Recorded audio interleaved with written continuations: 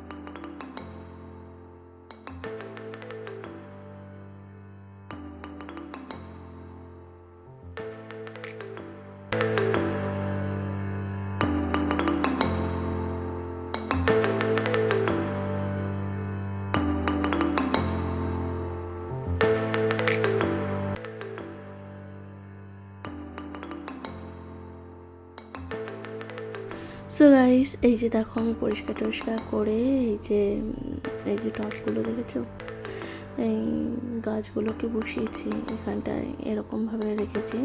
আর ওই সাইডে আমার তুলসী গাছটা রয়েছে, এদিকে অ্যাডোনিয়াম গাছটাও রয়েছে। এই অ্যাডোনিয়াম গাছটাকে ওপর থেকে নিচে নিয়ে এসেছি। আর যেহেতু এখন অনেক সুন্দর ফুল দিচ্ছে অ্যাডোনিয়াম গাছটা। আর এগুলো তো নয়নতারা ফুল, এই তো তোমরা জানোই। আর এগুলো কিন্তু, এইটা কিন্তু সাদা নয়নতারা আছে, কালারিংও আছে অনেকগুলো। দেখো এটা পুরো প্লেন সাদা। আর ওদিকে হচ্ছে যে পিঙ্ক কালার, আর সাদার মধ্যে লাল, তো সব কালারেরই।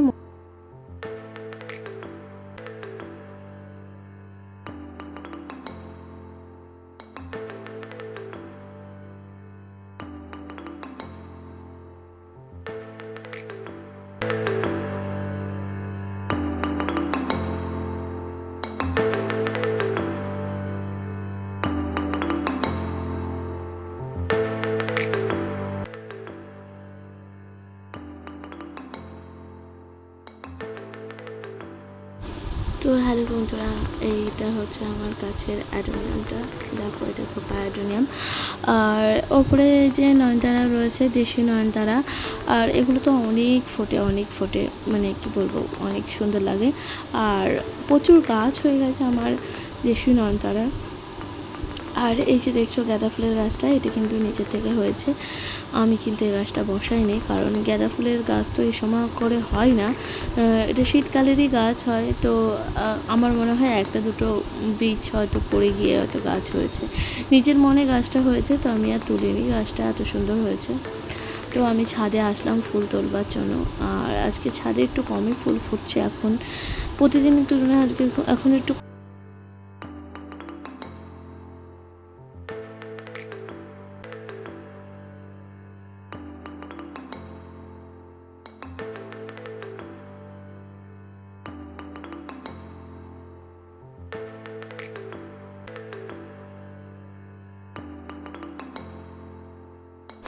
সো গাইস, এই যে দেখো থোকা জবা, এই যে থোকা বলতে একটা জবার মধ্যে আরেকটা যে জবা হয় না, ওই জবার গাছটা।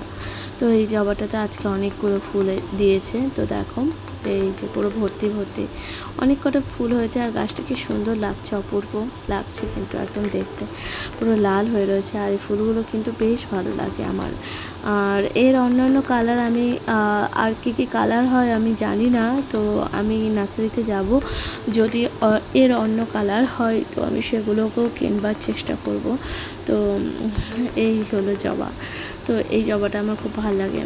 আর তারপরে হচ্ছে দেখো এই পাশে তো আমার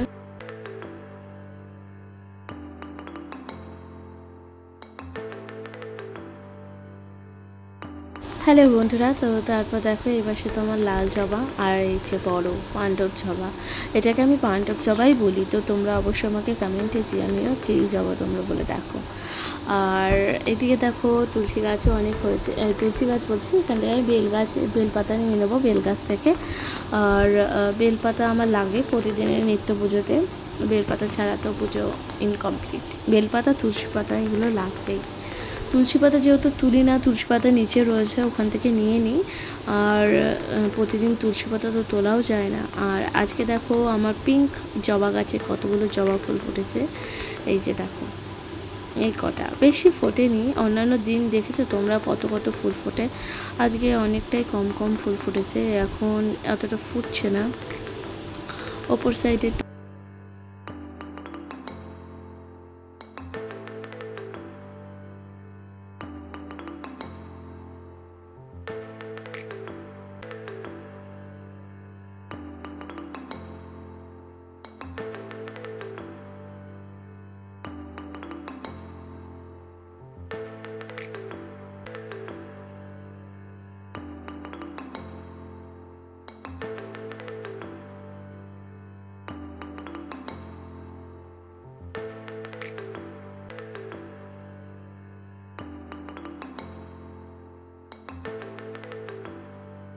সো হ্যালো এভরিওয়ান, এই যে দেখো এই বড় জবাটা ফুটে, এটা পুরো লাল রঙের, এটা দেখতে কিন্তু অনেকটা সুন্দর লাগে, লাল থোকা জবা। আর এই জবা গাছটা সত্যি খুব সুন্দর গাছ, কারণ আমি নার্সারি থেকে নিয়ে আসার পর আমাকে বেশ ফুল দিয়েছে।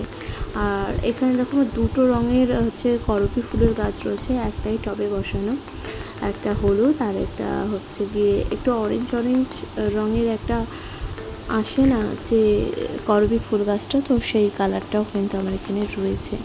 তো গাছটা ছোটোর মধ্যে হয়েছে, কিন্তু হয়েছে সুন্দর।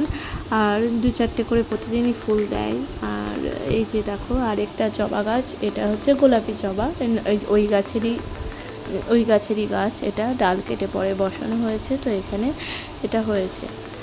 আর এখানে দেখো লাল জবাও ফুটেছে 2-1টা। তারপরে আমার এই যে হচ্ছে কি কেতকী ফুল গাছ। তো বন্ধুরা দেখো আমার ফুলের গাছগুলো তোমরা অবশ্যই আমাকে কমেন্টে জানিও।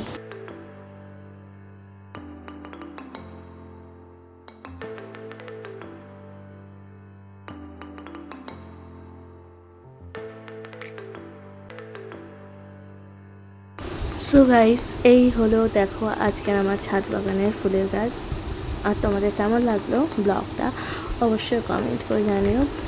তো প্রতিদিন এরকম এতটা করে ফুল ফুটে, আর ফুল আমি বাড়িতে নিয়ে আসি পুজো দেওয়ার জন্য। সো গাইস দেখো, সকালবেলায় ছিল না ঠাটা পড়া রোদ, আর এখন দেখো বিকেলবেলার দিকে দেখো প্রচণ্ড ঝড় বৃষ্টি হয়েছে আমাদের এখানে। তো তোমাদেরকে বলেছিলাম যে সেই ঝড় বৃষ্টির দিন, ঝড় বৃষ্টিতে আমি ছাদে আসলাম, দেখো চারিদিকে আমার গাছগুলো জলে চল হয়ে গেছে। আর গাছগুলোর অবস্থা কীরকম আছে খবর নেওয়ার জন্যই আমি আসলাম। আর এদিকে দেখো এই যে গাছগুলো ডালগুলো ভেঙে সব মাটিতে পড়ে রয়েছে, এগুলোকে এখন বসাবো। একটা ডাল তো আমি বেল গাছের মধ্যে বসিয়ে দিয়েছি, আর বেল গাছের সাথে হোক, এটা একটা সাদা ফুলের গাছ, কদিন পর এটা হলে তোমাদের সাথে অবশ্যই শেয়ার করব। আর আমি দেখছিলাম যে আমার বড় গাছের ডালগুলো না ভেঙে গেছে কি গেছে না। তো দেখো এই যে এটা হলো সেই গাছের ডালটা, এটা ভেঙে পড়ে রয়েছে, এটা আমি বেল গাছের মধ্যে এখানে বসিয়ে দিচ্ছি, বেল গাছের টবের পরে অন্য জায়গায় সরিয়ে নেব। তো ওটা আপাতত থাক এখানে। তো বন্ধুরা এরপর তোমাদেরকে দেখাচ্ছি, দেখো আরও কত গাছগুলো ভেঙে গেছে। এই ঝড় বৃষ্টিতে না প্রচুর গাছপালা ভেঙে যায়। তো এই যে দেখো এই গাছের ডালগুলো মটমট করে আমার সব ভেঙে পড়ে গেছে, যে নিচে পড়ে আছে, এগুলোকে এই টবটার মধ্যে বসাবো, ওই গাছটার সাথেই বসিয়ে দেবো।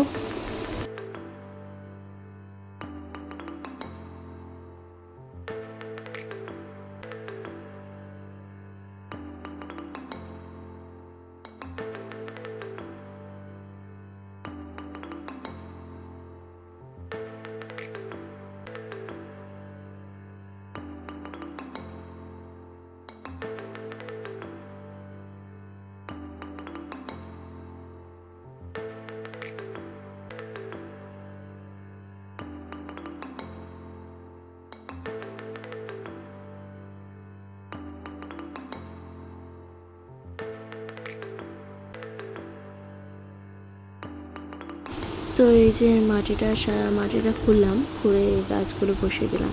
তো বন্ধুরা তোমরা কে কোথা থেকে আমার ব্লগটা দেখছো অবশ্যই কমেন্টে জানিও, তোমাদের ব্লগগুলো কেমন লাগে সেটাও বলো। তো দেখো এই গাছটা কিন্তু কুড়িয়ে এসে গেছিলো, আর 2-1 দিন পরই কিন্তু এই গাছটা থেকে ফুল আসতো, কিন্তু গাছটা ঝড়ে ভেঙে গেল। যাই হোক, দেখি বাঁচে কি না, বসিয়ে তো দিলাম, দেখা যাক বাঁচে কি না।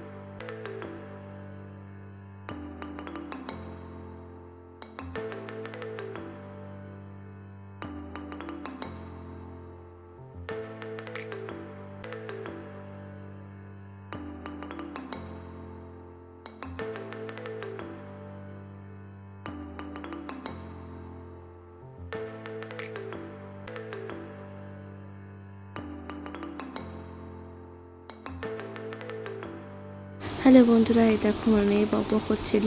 আর এইদিকে দেখো এই যে নয়নতারা গাছটা, যে গাছটা পেঁপে গাছের সাথে ছিল, সেই গাছটা পুরো ভেঙে গেছে।